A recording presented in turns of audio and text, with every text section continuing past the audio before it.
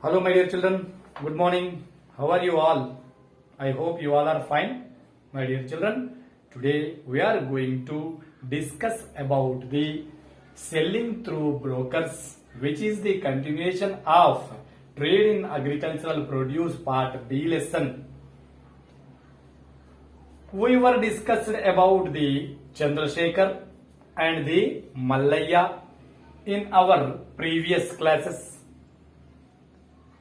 How the Chandrasekhar sold his paddy in the AMY market and how the Mallayya sold his paddy to the Chendulal. Now it is selling through the brokers. Shanti is another farmer residing in Venkatapuram. She began to manage her farm after her husband passed away. Shanti is another farmer and she is the resident of Venkatapuram, and she took the charges after her husband passed away. She took the charge after the death of her husband. She is a member of local self-help group, which is we call as SHG, self-help group. Self-help group SHG, we call it as Mahila Sangamu. And she borrowed 20,000 rupees for the cultivation purpose. Her harvest from 1 acre was 14 quintals. So from 1.5 acres, she got 14 quintals of yield. So it is about Shanti.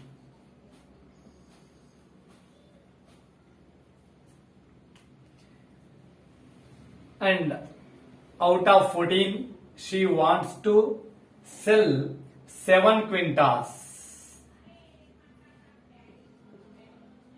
She wants to sell 7 quintals and remaining for their consumption.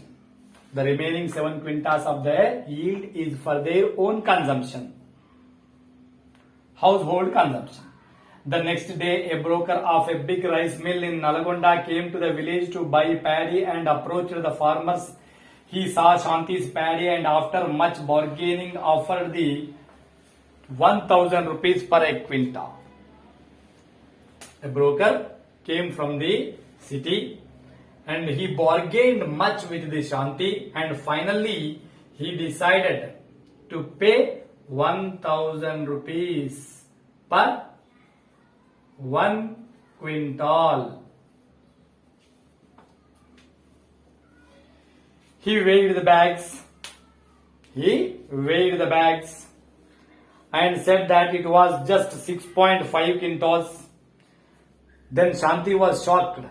Actually, it is 7 quintals. When she was weighing, it was 7 quintals. But now how it is the 6.5 quintals? So she insisted on weighing it properly in the presence of other SHG members. So she objected that, because I know about this is the 7 quintals, but you are weighing just 6.5 quintals. That means I am going to lose 50 kgs. So that she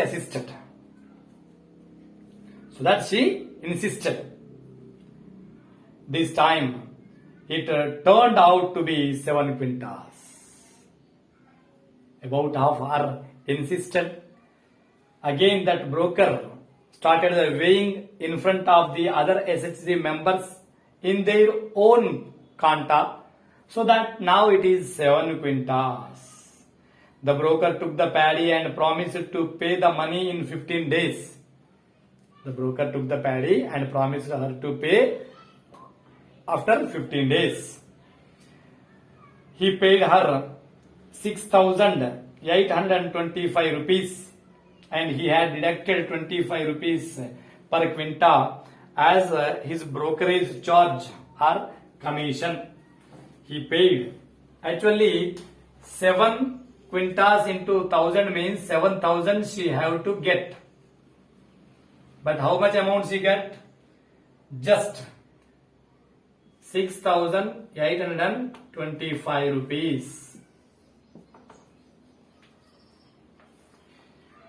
So we met Shanti and asked her, why don't you go to agricultural market yard? And because you did not borrow from any trader, you did not borrow from any trader, then why don't you go to the agricultural market yard? Then she replied, Nalgonda. To go to Nalgonda, she have to pay the rent to the tractor, loading and unloading charges. So whatever the price I get from the AMY, that is will not cover the cost of my transport, and also she have to wait in that market for 2 3 days to 7 days.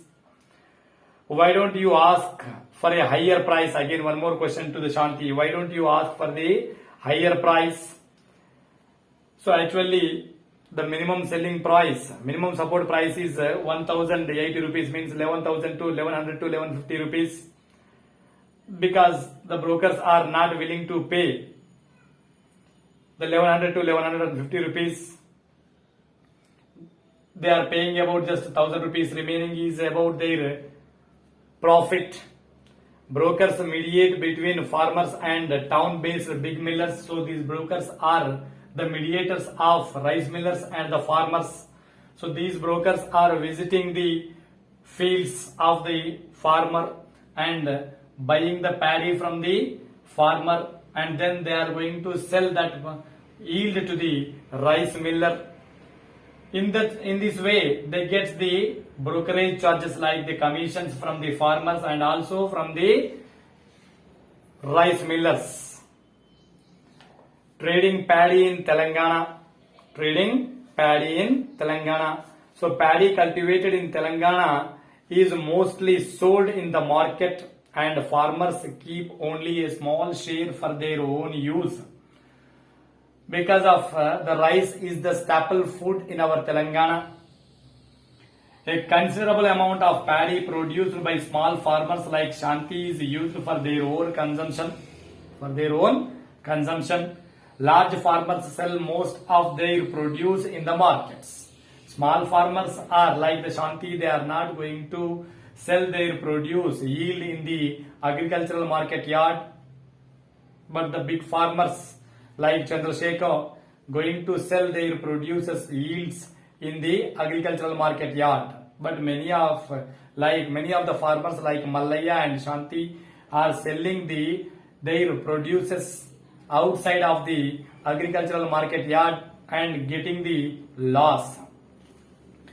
Telangana farmers sell nearly 3/4 of their harvest within the village and just 1/4 to the agricultural market yard. 3/4 of total production in the outside within village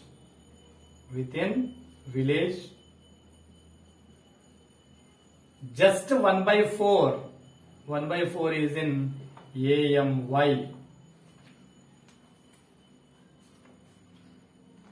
In villages, many kinds of traders such as landlords, brokers and small rice mill owners procure paddy. On most occasions, small farmers like Mallaya and Chandrasekhar are bound to sell only to these traders. So these rice millers, mediators, brokers, big farmers, money lenders, lending the money to the small farmers and forcing them to procure their paddy to themselves, that too whatever the price fixed by themselves. indebtedness and selling paddy. We saw that small and medium farmers have to borrow money for agriculture, especially to purchase seeds, fertilizers, pesticides, and irrigation facilities. Since it is difficult for them to get loans from banks, they are forced to borrow from money lenders, traders, millers, etc. Because these small farmers doesn't have their pattas, and the banks demands for many conditions, and also banks ask for their collateral, and it takes some long time. Due to that, the small farmers are not contacting, not going to the banks, and they are going to meet the brokers and the rice millers where they get immediate loan. But there is the rate of interest, high rate of interest from the